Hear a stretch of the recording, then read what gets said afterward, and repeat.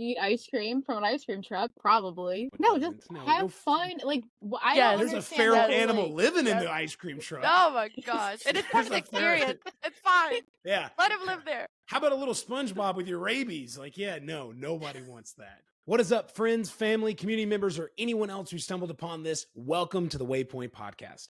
Have you ever felt like the Bible was too confusing, that it seemed out of dated or out of place? Wondering if it can even connect with who you want to be? This podcast takes a brief look at a polled questions on our church's social media pages and brings the perspective from real people. That's right. The Bible is a living word, which means it's different for different people, and we want to bring all of that together. So settle in and let's learn and laugh today. Today's episode, we look at the power of self-care. Peter stated the words of Jesus that people need to cast their cares onto the Lord, and these words are echoed by him, but how do we actually do it? How does the church, self-care, spirituality, and counseling really come together in a world of selfishness and high anxiety? We'll look at the importance of it and start to dive into how we have found some practical ways to work through it. We also look at the trends of the summer. Is it really the best time of the year? And of course, we end with a positive pin. On today's episode, we have two amazing guests. My friend Gaby, who was born in Chihuahua, Mexico, but moved to the U.S. when she was 6. She recruits interns and helps them with their placement at Warner Brothers and Discovery. She loves dogs, dancing, dad jokes, and alliteration. As well as my friend Kori. Kori, her and her family moved from South Haven from Michigan 10 years ago. They found a home at South Point shortly after. She homeschools all 3 of her wonderful kids and loves anything to do with art and design. She also loves sports photography, mostly ice hockey, her dogs, ice cream, and summertime. Here we go. Let's get it going.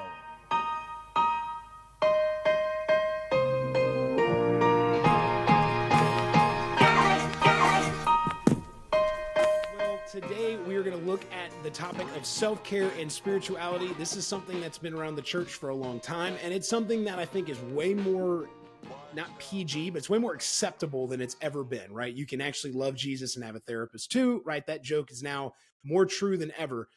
But there is something about trying to really reconcile what it means to find spiritual care and self-care when we look at the things that Jesus taught us and told us. So Jesus told us in the end of Matthew that his yoke for us is light. And then Peter echoes this in his letter by saying to cast all your cares onto God. But how do you do that daily? How do you walk through life and consistently give things away that aren't yours to handle? And so I'm excited that you guys are a part of this conversation with me, because I think all of us have been on this journey. But I know for you guys, especially like for me, this has been something that's a lifelong process of figuring out. So what is something for you when you think and define spiritual self-care? What is that to you?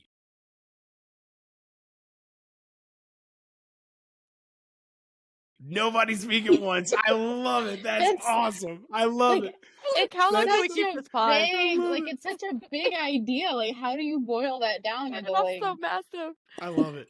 That's awesome. I think it's great. So I'll go first. So I think spiritual self-care is finding, for me, this is my definition. I think it's finding a balance to trusting God, but also the fact that I've got to be growing as a human being, right? Like I think like trauma's real, and we're not going to really like, oh, trauma. No, like real trauma, real things you've been through are real. And when that happens, you have to reconcile what that means in your life, but then you also have to give that up.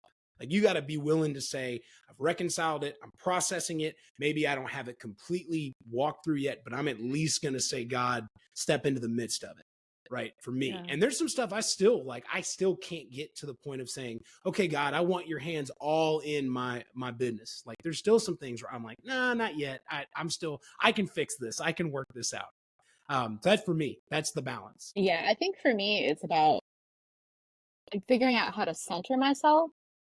And like you can center yourself in so many different ways. Like you can center yourself in Christ, or you can center yourself in social media, or your hobbies, or your partner, or it's about finding your identity and just sitting in that.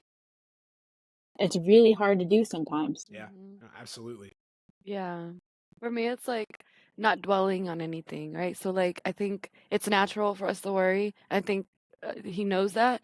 But like I had a really good therapist that when I was trying to get over a breakup, he told me like he said I was allowed to think about him, but only for a certain period of time. Mm. And then I had to find a way to cope with what I just thought about. Right. So I think it's kind of that, where we're finding the truth and what Jesus says, and what, spirituality tells us, but also knowing that we're human and we can feel whatever we feel. Yeah. No, absolutely. And you said that like a certain amount of time, right? And I think that's Yeah. for us as we grow up, as we go through things, there are certain things that we gave way too much power in our life for way too long. And there's Yeah. things that Mhm. we maybe should give more power to, that we should Mm. honestly be willing to talk about, right? And so for you guys, what was for something in your life, and again, you don't have to go super in depth with it, but like what was something, a moment in your life or an age or a situation where you're like, you know what, I'm spending way too much time on this, or I'm not spending enough time on this.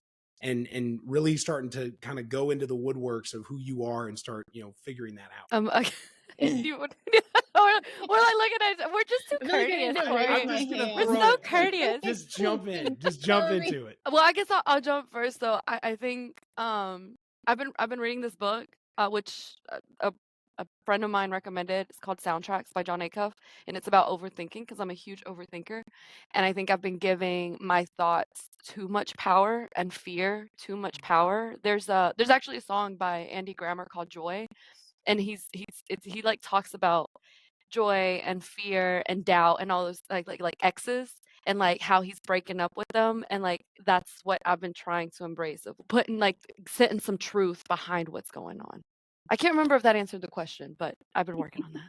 No, no, that's great. That's awesome. I love that song. That's a great. It's such a good song. It is a good song. It is so upbeat and happy, and then you read the lyrics and you're like, oh my goodness, this is deep. Yeah, This yeah, is really it's deep. really deep. Yeah. Kori, what about you?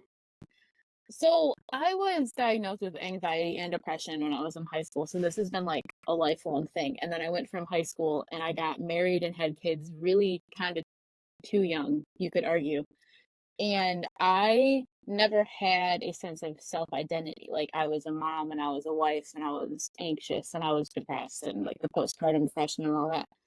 And I always, instead of trying to figure out a way to help myself, I would just distract myself. And I would get hung up, like I would sit in it, like Gabby was saying, like whatever happened, like I would just sit in it. And it wasn't until recently when I was working with the River Kings that I realized that there are like so many bigger things that are important to me. And then it swung the other way, and I invested so much of my time and energy into that I, wasn't a very good wife and I wasn't being a very good mom. And I was like, okay, I really have to figure out how to balance. Like for me, it's just a sense of balance because I just fling myself into things and then I lose myself. And there's not much self-care when you're either giving so much of yourself or you're not giving anything at all. And it's just a balance. Yeah. No, and when you said that, like it's we have our culture is so selfishly driven, like just on the surface value, right? We're just Yeah. a very selfish culture because we're just taught like, hey, you've got to go through it, you got to get your own, make your own way, and that's just the casualty of being in America, and really just what it is. Like it's so great to be in this country, but it's also the biggest hang up is that we have all the affluence and we're still miserable. But in that, we find ourselves being so bored, and so it's this idea that we're so bored that we try to fill things up instead of standing in the silence or in the middle of the mess and decompress things. One of the things like I'm just now realizing about myself is I don't have PTSD, but I have this. I don't like knowing that I have to stay and be in a situation, and I have a timeline. So when I was younger, I was in a program that was basically like a kind of a halfway house situation. And when we were too much, they would put the kids in a box basically. And they'd say, when you're like calm enough, you can come out. But until then, you can't. And so we were at a Mexican restaurant like a week ago, and a thunderstorm came out of nowhere. And we had to come inside, and we were waiting on a table. And until a table was ready for us, because we were at outdoor seating, then had to come in. I'm getting like angry. I'm finding myself feeling like I'm in that fight or flight mode because I was just told we don't have a table for you. So you have to stay right here. And people are like coming up against I'm getting like touched, and people are like walking through because there's no room in this restaurant. And I can feel that anger and that rage. And it happened when I was like 10, 11 years old.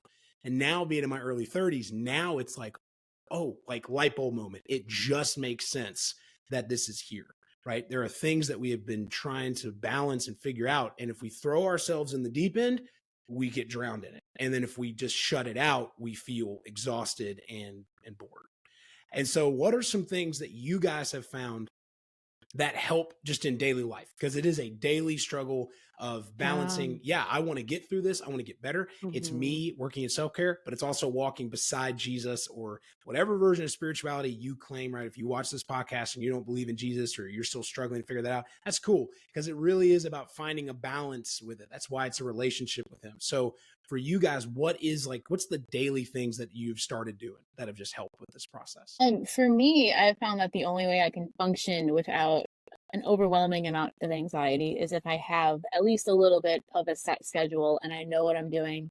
And I have to incorporate some way to be creative in that. Like I have to do some kind of art or something with design or some kind of craft, or I just don't function very well. Yeah, That's good. that's awesome.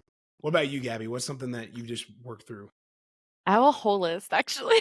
Okay, That's let's go. awesome. I love Well, it. one, I create a Super list. prepared. I love I it. I create a list. I deal with analysis paralysis, and I also just like I mean even buying a shampoo is overwhelming for me and gives Yeah. me anxiety. Like just any small decision. And so I have leaned on lists and the whole like pros. I've decided to like focus on pros. So like even if I'm trying to decide, for example, what I'm doing tonight, I'll list out the two different things and list out the pros for each one. So that way if I do have regrets, I can go look back on the list and be like, well, I had more pros on this side. Or just while I'm in the moment, it just helps. I think that's the very first thing is I process it and like I write it down because there's so much power in being able to just write it down or even saying it out loud. Like talking to yourself is actually really healthy. Psychology has said it because it helps you process whatever you're going through. And so being able to do that, whether it's writing, if you're not a journal or whatever, to be able to talk about it. Mental health, so therapy has also super helped me because it's unbiased and it's just amazing to be able to just take out all that baggage that's been like deep inside you. Also, it helps that my therapist makes puns. I love that. So That's makes it awesome. easier to share because sometimes she'll do that. Music is probably one of the biggest things because even if like because there are moments when I'm going through something and people can share all the advice they want but I just don't want to hear it. I just don't or I could open up my word and I'm not there. But music I always can go to it. And there have been literal times where this literally happened last week. I was having a really rough week and a song came on and it was exactly what I was going through. And I was like, well, you could say it's Spotify, but I don't think it's Spotify. It's something bigger than that. Because I was literally crying in a pillow and the song said, you can cry in your pillow, girl. It's okay. And I was like, Wow. I Yeah. stopped crying and I was like, you're here. You are meeting me even though I don't want to talk to you right now. I don't want to read your word, but you are still meeting me. You literally made your way through my Amazon Alexa and are talking to me. So, yeah. That's awesome. No, That's really that's awesome. really cool. That's really cool. This is something my mom gave me she gave me this at the beginning of the year, and I didn't know what they were. So have you heard of these worry stones? Have you heard of these things? Oh, I like those. Yeah, yeah, Yeah. So yeah. she Yeah. got these at a craft thing and was like, "You'll love them." And I was like, "Yeah, oh, thanks, mom." And it's like getting socks for Christmas. I was like, "This is Thanks for the rock. yeah, this is like, mom, if you're watching this, I love you." But like she gave me these, and so they say pray, calm, hope, grace, love, and dream. And the idea is that like if you have something that's around that topic, they got an indentation on the back where you can rub your thumb. And so instead of getting stressed Mm. out, and so I transitioned, started working remote, which has been great in a lot of aspects, but it's been really tough in a lot of other aspects because I love people and I love connecting and building relationships in person. I've found myself reaching out on my desk for these more. And I thought this was something stupid. I was like, it's cool. I'll never use this. And I use this all the time. Like I It's use it practical. through everything. And it's just, man, there's so many practical things, whether it's music, whether it's just, even therapy. Like if you're not into therapy, that's cool. But this is the pitch for it because all three of us have been in it and we're in it and we're Yeah. experiencing it. Mm. You get somebody to listen to where you are. Like and you're not trying, they don't have all the answers. You're not supposed to. Why walk through anything? Why walk through this alone? Like there's just some things you're not going to be able to get from your friends, from your family, and just having somebody that's completely unbiased that looks at you and says, "Hey, we're gonna walk through this and unpack this." A therapist I had years ago said this, and it's great, which is the start of any healing means there's a lot more hurt to come, but the healing will be worth the hurt. Yeah. That's Ooh. powerful, because this is gonna hurt. It is gonna be bad, right? You got to unpack a lot of boxes, but it's worth it, because the healing you come from it, the release from it is so much more. So, I know for me, the balance is, yes, you got to put Jesus first in it. And yes, he can step in and remove it, whether it's coming through an Amazon Alexa or through family or through these like worry stones. Like, he can step in. But there's also an ownership, right? There's an ownership on all of us to step forward and admit, hey, we are struggling. I need help. I need to go through this. That's the conviction. As much as as we get convicted in our faith, it's the conviction in our spiritual care and our self-care. Like, you got to be convicted to want the change. So before we kind of move on to the next part of this, is there anything you want to say about like your journey in spiritual, care or self-care that you're just like, this helped me, I want somebody else to know? Any kind of final thoughts on this? I have a list as well. Okay, another list. I love it. I love it. It was like, I have a list. I love it. On the I list, love it. I have some just like advice that's helped me. So, well, one, spending time in nature. I don't think there's anything quite like seeing God's creation and just like perspective, giving you perspective, or just even seeing the birds and thinking about the verse that talks about the birds. And I'm like, I was looking at them one day and I was like, I think they do worry, but they don't like let that from keep, getting their food. They just do it, so we can do the same. Cause they do have to look for a worm. I was like, I thought I was looking at a bird one time and I was like, well, it still has to find the food. It's not like it just comes out of nowhere. They have to go and find. Then if you've ever seen a bird actually try to get a worm, it takes a minute. It doesn't like happen right away. So there has to be like some level of birdie anxiety that happens, but then they still get the worm, And then, so with me having analysis paralysis, one thing that's helped me is like when I make a decision, I decide, and then like regrets turn them into lessons. So like now, instead of like dwelling on, oh, should have done that, I like reframe it, and it's like, well, how did I learn from this? Like, what could I have done better? So like just twisting it up so that way I don't dwell on the actual regret. I can dwell on how it can help me in the future. So using it as like a little superpower. And then I should say too, just even preparing for this, I had anxiety. So it's like, the anxiety is just all over the place. But the biggest thing is just like giving it to God. And I think that it looks different for everybody, and it looks different in so many ways. Like sometimes it's crying out to him. Sometimes it's just, I give God the cold shoulder sometimes. I did last week and he still met me where I was. But maybe like, I think in the depths of our soul or something in the back, just saying like, it's yours, I'm going through it and I keep picking it up, but it's not for me to carry. And like, just knowing that even if I'm not doing it kind of helps. Yeah, no, absolutely. I love it. I love the list. I think it's great because it's perfect, because it is. It's like anything, man. Life looks so crazy when you look at it from a 360, but it's really, man, bring it in. Like bring the blinders in a little bit to help you, because the birds do worry. Like, I got to eat, right? But they don't let that stop them. And that is the thing about being human. It just sucks, because we do get we have the understanding and knowledge that the birds and the animals don't, which is there's life, there's resurrection, there's something more that we're living for. And so when we pause, it's like every decision could be my last. And it's like, okay, slow down. Just like take a deep breath and bring things back into focus and work on one, eat the elephant one bite at a time instead of just like seeing everything. Kori, what about you? Any thoughts on this as we kind of close this topic?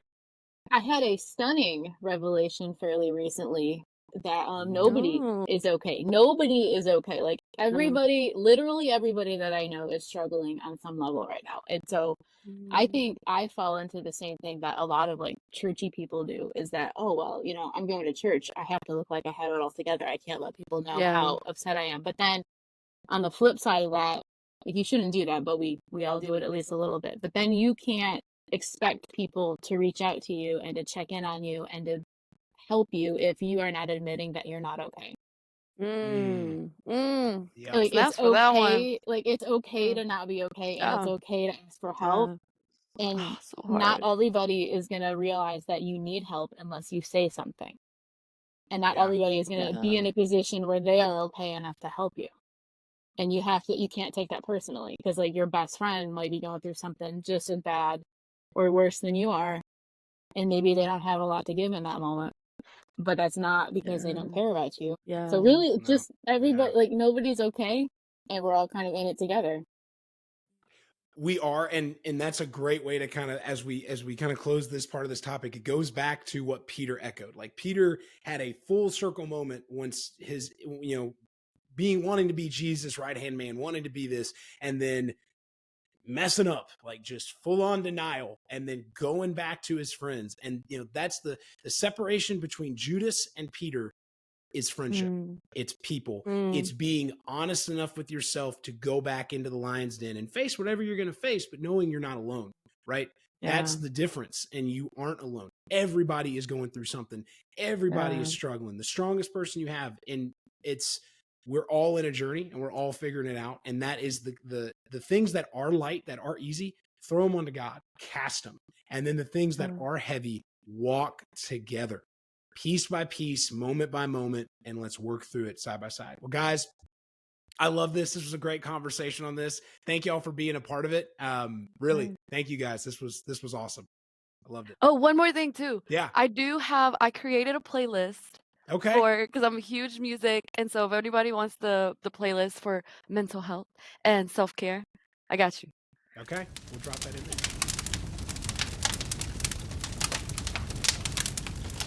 We're going to switch over to a hot take where we look at some things that are culturally around our world, and we start to ask the question: are they really matter? Should we keep doing it? And so today's topic is summer is right around the corner. Depending on where you live, summer has already arrived. It's already way too hot. It's already way too much just for me in general. And so there have been a lot of trends through the summer. And so now the question is there anything in 2024 that needs to stay away, that doesn't need to come back, it doesn't need to make its way back, that's been a staple of summer forever, and just doesn't need to be in there? So Gaby, why don't we have you go first, and then we'll go to me and then Kori. So Gaby, what is something that needs to stay away into the summer of 2020? Oh my gosh. Well, I wasn't thinking like a forever thing. I was thinking like an actual trend, and one that Oh, just okay. blew my mind was when the ice cream thing with the ice cream challenge, when you just pull up to the drive-thru and you just like take it away. I'm like, why are we wasting ice cream? Like, why are we What is doing this? this? You didn't What? hear this? And then No. I looked it up because I was trying to figure out what the name was. I couldn't figure out what the name was. And I did find out that there's another trend even worse than that, where it's scripted and people, like, essentially employees, throw ice cream at each other. What? Why are people wasting ice cream? Ice cream That's is what like the I'm best thing ever. That's what I'm saying. Ice cream for ice cream, and Imma scream about this because it's not right. So let's not, whoever was doing it, let's not ever do it again. Okay, so whatever. So throw an ice cream. If you know that, drop it in the comments. I want to see. I haven't seen any of these, because drop in the comments or let us know like the original clip, because I want to see it. All right, mine is actually ice cream based as well, but mine's What? another step further. I think in 2024, I think it's time for the ice cream truck to just go away. We're all. It's time. It's time. It's time. It's over. The creepy What kind of ice cream hell do you wanna van that live in? rolls through is done. I Who don't hurt want to. you? I do not want to hear a lot of people. A lot of people hurt me, but we are What did they done. do to It's you? over. I don't want that nasty SpongeBob ice cream that's melted before I even get it and You pay don't have for to it. buy I'm that done. one. That's none of them taste good. The Rocket doesn't taste good. I None of them. None of disagree. them. Oh my, No, No. I disagree. just go buy your own ice cream, sit on your porch, and then just enjoy it. But like, the ice cream truck just needs to go. It needs to go. It's done. It's You done. are killing childhood and you are killing That's everything fine. good. And there's some things about our childhood. Sugar, spice, and everything nice. You're killing it all. Okay, and there are some things from our childhood that probably should have stayed where they were, but they still Not keep ice coming cream back. trucks, though. This generation behind Yeah. us is starting to bring back some trends from the 90s, and we don't need all denim jackets to come back. Those need to stay. So Denim tuxedos, yes. those need to go. Absolutely. So that's mine. Frosted tips, yeah. No more. No, too soon on the frosted tips. Way too soon. If you know what that is, just drop it in the comments. That was a rough time. So that's mine. Ice cream trucks need to go away. Ice cream trucks need to go away. Your answer. So mine is more recent, a few years ago maybe. The whole idea of hot girl summer. Like, I'm not trying to be hot for. I am embracing like feral goblin summer, like hobbit summer. Like, why are we trying to be hot for people? Let's just have fun. Feral goblin summer. Yeah. Man, what does feral goblin summer look like? You eat ice cream from an ice cream truck, probably. No, just have fun. Like, there's a feral animal living in the ice cream truck. Oh my gosh. And it's part of the experience. It's fine. Yeah. Let him live there. How about a little SpongeBob with your rabies? Like, yeah, no, nobody wants that. Part of the experience. Okay, so we got the ending of hashtag hot girl summer. Mm-hmm. I like it. I agree. I mean, if you want to be hot, go be hot, but like, don't put that expectation on everybody else. Because I'm tired. I don't wanna. I appreciate that was your take, because when I think of hot girl summer, my mind goes somewhere else. Yeah, I didn't. So yeah, I appreciate we kept it PG. Good job, Kori. I didn't. Yeah, we're just gonna let that one go. But hey, if you have something that you think shouldn't be coming back in 2024, let us know in the comments. Send us a DM. We want to hear from you. So let us know if there's anything that needs to stay away as the summer months get closer and closer. Not ice cream trucks. I know. Yeah, you're gonna get blown up for that. Well, guys, thank you for being a part of this conversation. Oh, that was good. No, we'll keep it. That was great. Thank you for being a part of this conversation, guys. We're going to go ahead and close out with a positive pin. It's the way we close every episode here on The Waypoint, because we all need a little extra positivity in our life. So, Gaby, what is something that you are super positive about that's going on in your life? Well, it's not going on in my life right now, but I have gone to this place before. So as you know, I live in Atlanta now, and shout out to ATL. There is a Christian club here. And it was so cool. It was a bunch of, it was Christian hip hop and gospel turned into like trap music. And like, it was so cool. It was such a, like, as soon as you walk in, you can feel the difference. Like, people are there, like, and even if they don't know about God, it's just such a, like, a fun environment. Yeah. They didn't have any drinking or anything. So I think that's what kind of sets it apart. I mean, it was really just like a Christian party, honestly, but they called it a Christian club. So there's been all this, controversy over it, but it's super cool. Hopefully that was 60 seconds. No, that was perfect. I loved it. That was awesome. That is really cool. That's cool. I'm definitely have another. I gotta go to Atlanta and check this club out now. I just want to see there. And if they drop Kirk Franklin, I'm like just gonna be out there just going. It's more than Kirk Franklin. It's like they go way back. Like, people are really singing some of these hymns and like gospel music and stuff. And it was remixes of them. That's awesome. Like, you know like remix I'm of hymns. I'm gonna go find my old remixes from middle school youth group, and I'm gonna bring them and be like, let me get on the track, DJ. Let me throw some of my mixes up there. Yeah. Something I am really excited about, because this may not be positive to everybody. It's positive to me. I love this. We're here. Graduation season is upon us, and I love graduation fits. Because you can't do a lot with a graduation because you got the gown and everything, right? But whatever you put on your feet it changes. And some people, they rock it. They're like, I'm gonna wear these size 12 stilettos and I'm gonna make it work.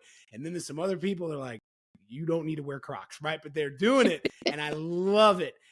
So I'm excited. I'm going to a graduation this weekend in Springfield, Missouri for one of my cousins. I can't wait. It's my guilty pleasure every time we go to graduation. On the right foot. Let's see all this. Let's see what the fits are going to look like, because that's it. You got a lot to style up in just feet and ankles. All right, Kori, Close us out. What we got? My positive pin is that I just met my new neighbor the other night, and that is after a series Ooh. of really terrible encounters with my neighbor. They called CPS on us. They called the cops on us. It was a terrible, terrible, heavy, oppressive environment, and that is all changing. And now, like, our little cove has life in it, and it is just like it's fun again. Like, I don't feel like I have to hide inside my house anymore. Like, it's just a really great thing. Let's go. Look at Oh, God, she's man. so That's awesome. happy. Oh, yay. That's awesome. That is so cool. Well, guys, thank you so much for being on this. We hope that you guys, wherever you are out in the world, you can connect with us. Our socials that are down here. All the different links are inside the comments in the description. Thank you guys for joining us wherever you are. Gaby, Kori, I love you guys. Thank y'all for being on this. This has been so much fun. Thank you. Love you too. This Thank you was for fun. having us. Absolutely. I love it. I love it. Thank you all so much for watching with us wherever you are in the world. You can keep up with us by following right here on YouTube, Spotify, or iTunes, wherever you find your video or audio podcast. This has been the Waypoint Podcast, and we want to remind you, no matter what happens in your life, remember to dream big, bring your best, and above all, enjoy the journey. See you next time.